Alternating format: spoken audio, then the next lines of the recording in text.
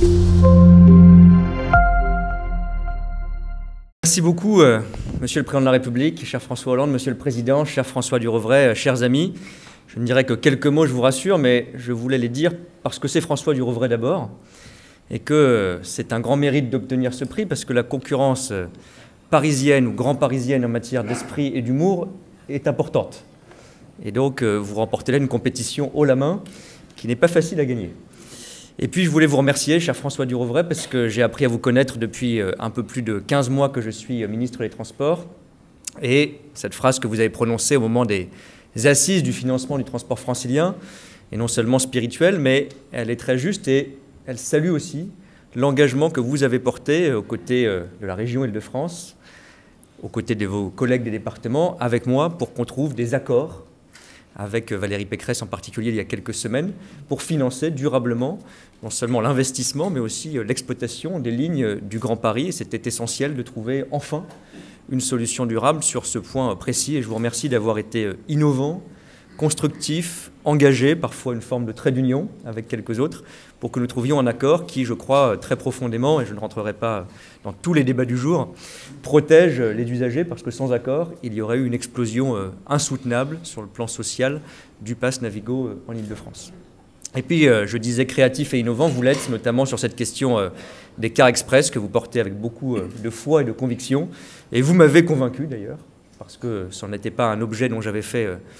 un grand chantier depuis quelques mois, il y en avait beaucoup d'autres, et nous le ferons aussi. Et donc, je vous confirme qu'en effet, sur la base de vos propositions notamment, il y aura un plan national sur les cars express en tout début d'année pour financer cette solution comme une des solutions de décarbonation, de transport du quotidien, en complément des efforts que nous portons pour les lignes ferroviaires et pour le transport public en général. Et puis, je voulais juste dire un mot, c'est une belle journée pour le Grand Paris. Ça tombe bien qu'on se retrouve ce soir, parce que ce matin même, Jean-Paul Huchon et beaucoup d'autres en face de moi ont été des acteurs et des maillons de cette longue chaîne du Grand Paris. On a franchi une étape essentielle qui montre qu'au-delà des décisions budgétaires, Monsieur le Président, des visions, des engagements, il y a eu des coups de pioche et enfin des métros qui non pas sortent de terre mais sortent des tunnels. Et nous les avons vus et je crois que c'est aussi une très grande fierté dans des périodes où il y a des galères, des difficultés, dans nos transports, évidemment, de voir que l'investissement réunit les différentes collectivités locales, les collectivités et l'État, et que ça avance, et que ça progresse, et que ça finit par se voir. Et puis je raconterai pour conclure, Monsieur le Président, si vous me l'autorisez, une dernière anecdote. J'ai indirectement travaillé à vos côtés, puisque j'étais auprès d'un Premier ministre que vous avez bien connu, que vous connaissez toujours bien, Jean-Marc Ayrault, qui n'est pas exactement un francilien, il a d'autres qualités, mais pas celle-là, il ne peut pas tout faire.